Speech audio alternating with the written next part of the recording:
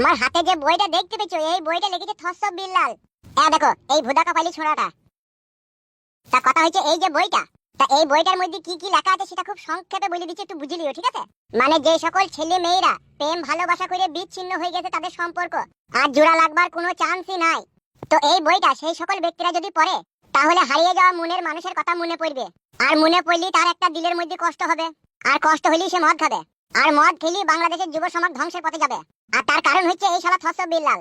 আরে শালো ভালো কিছু করতে পারছিস না, শালো কাজ খুঁজে পেছি না, প্রেমের কাহিনী লিখছে। তুই কি ভালোবাসার কাহিনী লোকে শোনাবে? আমি শোনাচ্ছি, শুনিলে। গোলাপ ফুল তুলতে গিয়ে হাতে ভুইলু কাটা, তোমার কথা মনে পড়লে হলে লাগে ব্যথা।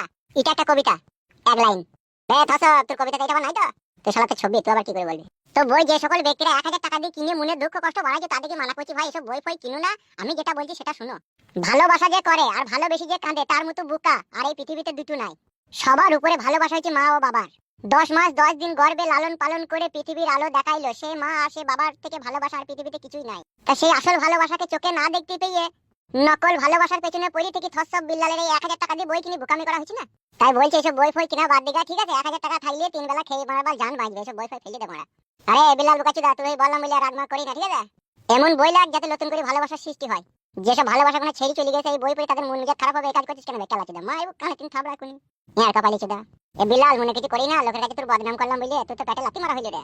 বে যা, তুই চিন্তা করি না, এই বই বেচাটা বন্ধ কর, ঠিক আছে? আমরা সরকারকে বলি করি তোকে একটা কোম্পানি সরকারি চাকরির ব্যবস্থা করে দিই, ঠিক আছে ভাই? তো সকল অডিয়েন্সকে আন্তরিক ভালোবাসা ও শুভেচ্ছা জানাই। থসব বিল্লাল একটি ভালো মনের মানুষ। তিনি তার জীবনের সমস্ত ঘটে যাওয়া ঘটনা এই বইটার মধ্যে লিখেছে সমাজের মানুষকে জানাবে বলে। তো সেইটা কেউ ভুল ভাবে নিচ্ছে, কেউ সোজা ভাবে নিচ্ছে। তাই আমি বলছি বাংলাদেশের মানুষকে থসব বিল্লালের পেটে লাত না মেরে তার বইটার একটু দাম কমিয়ে দিয়ে বাজারে আরো চাহিদা করে দাও। তার কারণ সমাজকে আর মানুষকে দেশের সরকারও শুধরাইতে পারছে না, তাহলে তুমি আমি কি করে শুধরাবো? তাই এক গরিব মা বাবার সন্তান এই বইটা বিক্রি করে তার জীবনে যদি একটা স্বপ্ন পূরণ করতে পারে তো পূরণ করুক। কে কতদিন এই পৃথিবীতে আছে, আজ আছে কাল থাকবো না। তাই বলছি থসব বিল্লালের কেউ আর পেছনে লেগো না, ও যা করছে তাই করতে দাও, পারলে ওকে একটু সাপোর্ট করো। আর যদি ওর বই বেচা বন্ধ করতে চাও, ঠিক আছে, তাহলে বন্ধ করার আগে ওকে একটা সরকারি চাকরি খুঁজে দাও, যাতে বউ বাচ্চা বিবি বাচ্চা নিয়ে দুবেলা দুমুঠো ডাল রুটিও খেতে পারে। কারণ এই হৃদয় ভাঙার গর্জন এই বইটাই এখন ওর জীবনের সবকিছু। এইটা যদি সমাজের লোক তোমরা আমরা সবাই মিলে যদি ওর জীবন থেকে কেড়ে নিই তাহলে ও কাকেলে দুনিয়ায় বাঁচবে, একবার ভেবে দেখেছো ভাই? থসব বিল্লাল রে, কোন 12 ভাতারি মহিলাকে তুই ভালোবেসে ছিলি রে, তার লেগে তোর জীবনের এত কষ্ট রে?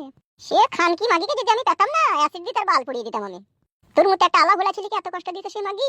সে কত বড় পাহাড়ি মাগি, তার কাপড় তুলি তার মাঙে বেরিয়ে দিতাম আমি শুধুতাম। জি ভাতারের ভাত ভালো না নাঙের ভাতে বেগুন পোড়া ভালো?